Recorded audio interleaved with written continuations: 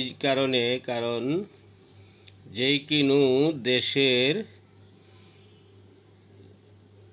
আন্দোলনের কান্তিলগ্নে নারী সমাজ থাকে সবার সামনে, মিছিলের সামনে। পুলিশের বাড়ি খায় প্রথম মহিলারা, গুল্লি খাইলেও মহিলারা।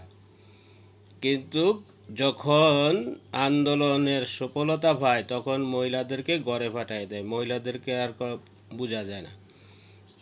যেমন এই জুলাইতে দেখবেন প্রতিটি মিছিলে ছিল নারী নেতৃত্ব, অর্থাৎ মেয়েরা, আর পিছের সারিতে ছিল ছেলেরা। আজ সেই ছেলেরাই জুলাইয়ের দাবিদার, কিন্তু মেয়ে এবং নারী নেতৃত্ব জুলাইয়ের পাওয়া যাচ্ছে না। হাতে গোনা দুই একজন তারা 5 আগস্টের পরে সংযত হয়েছে এনসিবির সাথে।